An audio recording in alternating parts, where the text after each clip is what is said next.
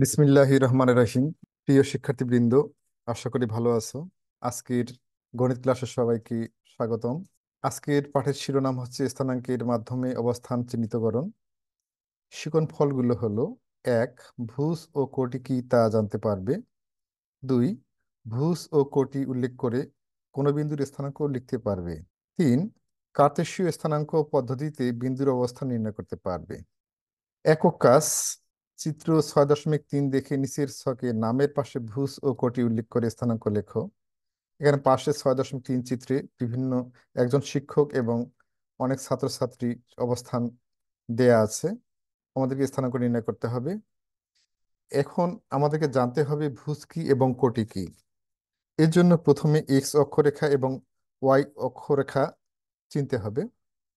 আনুভূমিকভাবে যে সরলরেখাটি কল্পনা বা অঙ্কন করা হয় তাকে এক্স অক্ষরেখা এবং উলম্ব বা উপর নিচে যে রেখাটি কল্পনা করা হয় বা অঙ্কন করা হয় তাকে ওয়াই অক্ষরেখা বলা হয়। এক্স অক্ষরেখা এবং ওয়াই অক্ষরেখা যে বিন্দুতে ছেদ করে তাকে মূল বিন্দু বলা হয়। এখানে ছেদ বিন্দু অর্থাৎ মূল বিন্দু ও যার স্থানাঙ্ক আমরা ধরে নেব 0, 0। এই মূল বিন্দু হতে এক্স অক্ষ বরাবর ডানে অথবা বামে যত ঘর হিসাব করা হয় তাকে বলা হয় ভুজ, এবং এই মূল বিন্দু বরাবর ওয়াই অক্ষ বরাবর উপর অথবা নিচে যত ঘর হিসাব করা হয় তাকে বলা হয় কোটি। তো আমরা এই বিন্দুগুলো স্থাপনের মাধ্যমে ভুজ এবং কোটি সম্পর্কে ধারণাটি স্পষ্ট করতে পারবো। প্রথমে এখানে বি বিন্দুর ভুজ দেয়া আছে 3 এবং কোটি 2 এবং স্থানাঙ্ক 3, 2। তা আমাদের বি বিন্দুর ভুজ 3 অর্থাৎ মূল বিন্দু হতে এর দূরত্ব হচ্ছে এক্স অক্ষ বরাবর 3 ঘর, অর্থাৎ এর ভুজ হচ্ছে 3, এবং এই 3 থেকে উপরের দিকে ওয়াই অক্ষ বরাবর 2 ঘর, এর কোটি হচ্ছে 2। এর জন্য বি বিন্দুর স্থানাঙ্ক হচ্ছে 3, 2।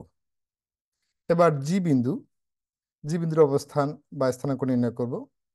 জি বিন্দুর ভুজ হবে 3, অর্থাৎ মূল বিন্দু 0 থেকে 3 এক্স অক্ষ বরাবর 3 ঘর, 3 ঘর ডানে থেকে আবার ওয়াই অক্ষ বরাবর 4 ঘর।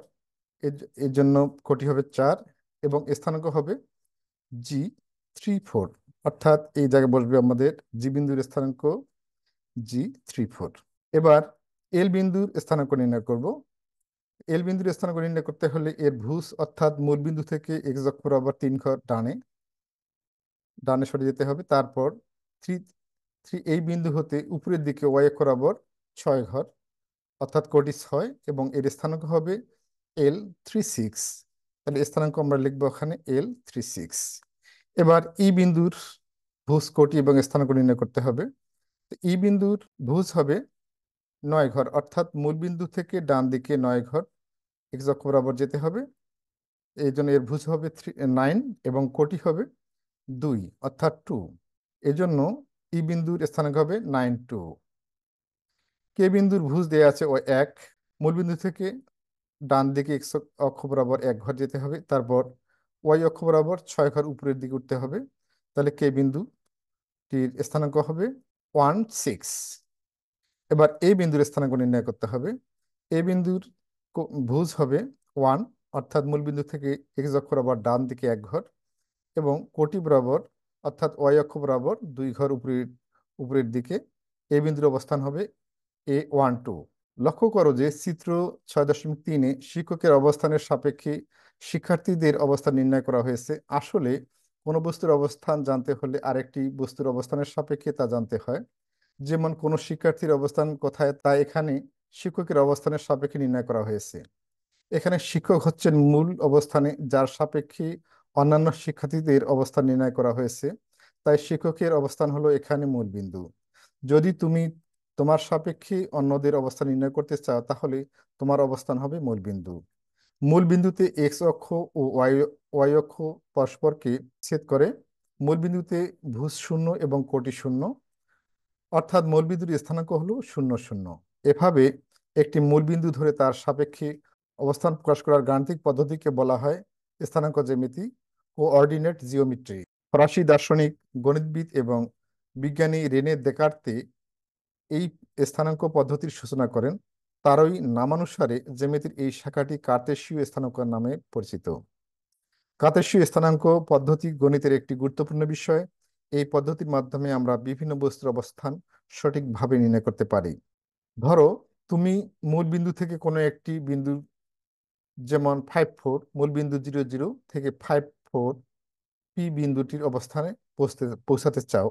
তাহলে তুমি এক্স এর সাপেক্ষে 5 একক দূরত্ব 50 বিন্দুতে পৌঁছানোর পরে ওয়াই অক্ষের সমান্তরাল 4 একক দূরত্বে অতিক্রম করে P54 বিন্দুতে পৌঁছাতে পারো। আবার অন্যভাবে প্রথমে মূল বিন্দু হতে ওয়াই অক্ষ বরাবর 4 একক দূরত্বে 0, 4 বিন্দুতে পৌঁছানোর পর এক্স অক্ষের সমান্তরালে 5 একক দূরত্ব অতিক্রম করে P54 বিন্দুতে পৌঁছাতে পারো। পথ দুটি একটি আয়তাকার আকৃতি তৈরি করে, অর্থাৎ অক্ষদ্বয় এবং পি বিন্দু থেকে অক্ষদ্বয়ের উপর লম্ব রেখাদ্বয় একটি আয়ত উৎপন্ন করে। এর জন্য কার্তেশীয় স্থানাঙ্ককে আয়তাকার কার্তেশীয় স্থানাঙ্ক বলা হয়। চিত্র 6.3-এ শ্রেণীকক্ষে শিক্ষক এক কর্নারে দাঁড়িয়েছিলেন। যদি শিক্ষক শ্রেণীকক্ষের মাঝখানে দাঁড়িয়ে থেকে বিভিন্ন শিক্ষার্থীর অবস্থান নির্ণয় করতে চান, তখন কি করবেন? এই অবস্থায় ছোট্ট একটি কাজ করে খুব সহজে শিক্ষার্থীদের অবস্থান নির্ণয় করা যায়। যা করতে হবে তা হলো এক্স অক্ষের সংখ্যারেখাকে বাম দিকে বর্ধিত করতে হবে। সংখ্যারেখায় ও এর বাম দিকের সংখ্যাগুলো ধনাত্মক এবং সংখ্যাগুলো ক্রমান্বয়ে ছোট হতে থাকে। একইভাবে ওয়াই অক্ষের সংখ্যারেখাকে নিচের দিকে বর্ধিত করতে হবে। এই বর্ধিত সংখ্যারেখায় 0 এর নিচের দিকে সংখ্যাগুলো ঋণাত্মক এবং সংখ্যাগুলো নিচের দিকে ক্রমান্বয়ে ছোট হতে থাকে। একক কাজ। চিত্র 6.6-এ দেখানো শিক্ষকের অবস্থান ও বা মূলবিন্দু 0, 0 সাপেক্ষে বিন্দুগুলির অবস্থান কার্তেশীয় স্থানাঙ্ক পদ্ধতিতে নির্ণয় করো। এখানে এক্স ও এক্স ড্যাশ এবং ওয়াই ও ওয়াই ড্যাশ অক্ষরেখা দুটি পরস্পর ও বিন্দুতে ছেদ করে, যার স্থানাঙ্ক 0, 0।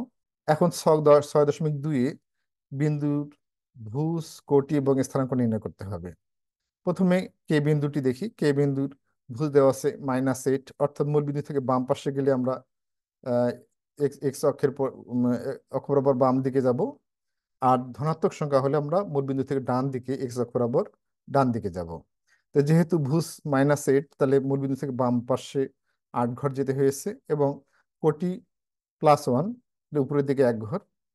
তাহলে এখানে কে বিন্দুর স্থানাঙ্ক হবে -81।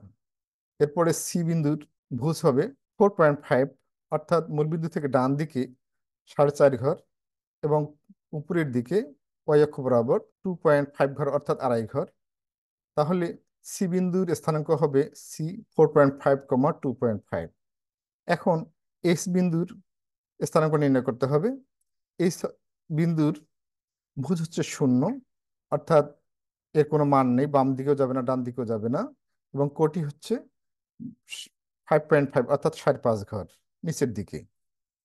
এজন্য এস বিন্দুর স্থানাঙ্ক হবে H0 -5.5। এখন আমরা এন বিন্দুর স্থানাঙ্ক নির্ণয় করব। ডান দিকে আমরা যাব, মূল বিন্দু থেকে ডান দিকে 5.5 ঘর এবং নিচের দিকে 7 ঘর। এর জন্য এন বিন্দুর স্থানাঙ্ক হবে N 5.5, -7। পি বিন্দুর ভুজ হচ্ছে -6.5 এবং কোটি হচ্ছে 3.5।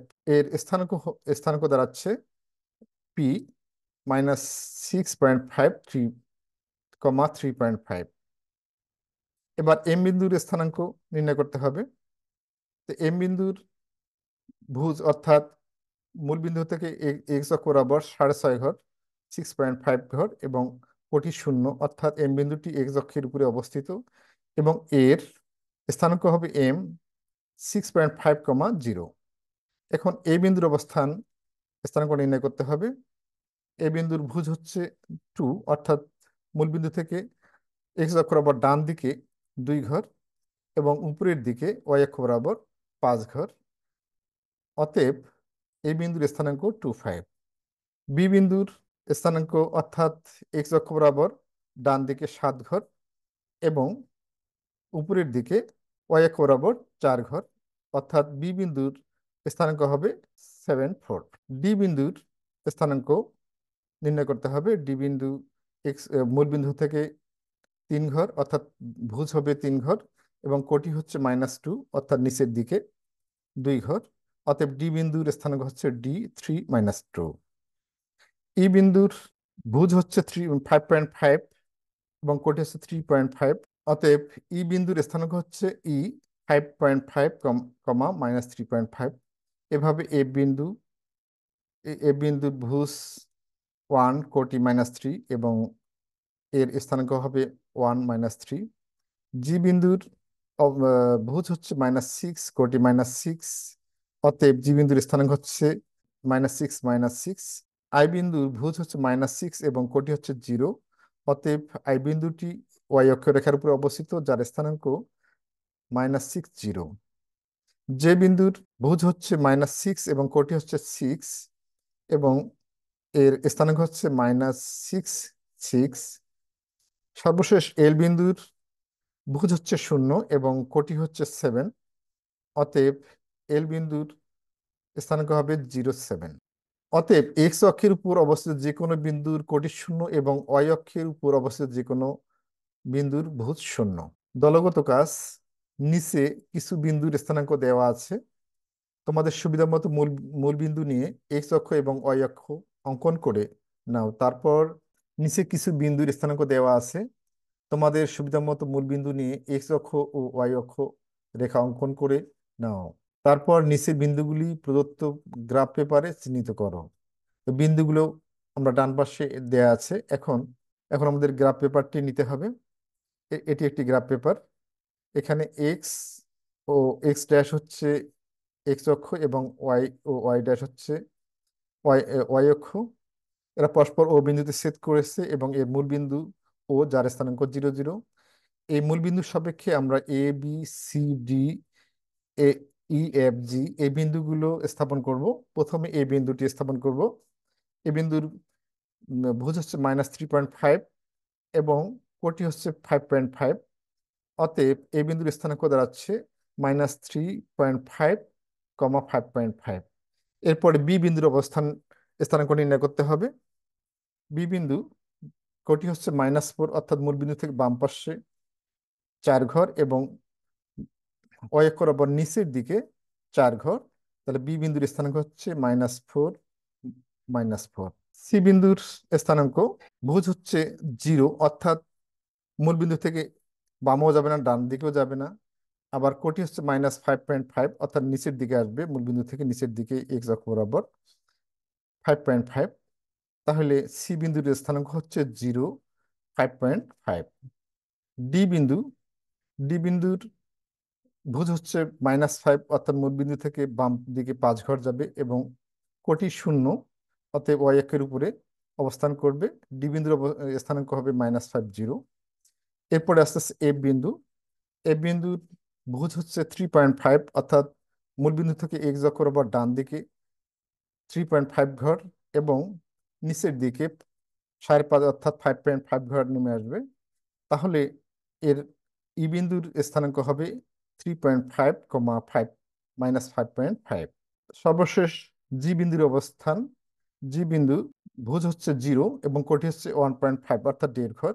অতএব জি বিন্দুর স্থানাঙ্ক হচ্ছে 0.01.5। শিক্ষার্থীবৃন্দ, এই ক্লাসটি কেমন লাগলো কমেন্ট করে অবশ্যই ভালো মন্দ জানাবে, কারণ লাইক এবং কমেন্ট করলে আরো ক্লাস বানানোর উদ্দীপনা বৃদ্ধি পাবে। তোমাদের কাছে ছোট্ট একটা রিকোয়েস্ট, এই ক্লাসটি হতে সামান্যতম উপকৃত হলে অবশ্যই সাবস্ক্রাইব করবে। পরবর্তী ক্লাস দেখার আমন্ত্রণ জানিয়ে এখানেই শেষ করছি। আল্লাহ হাফেজ।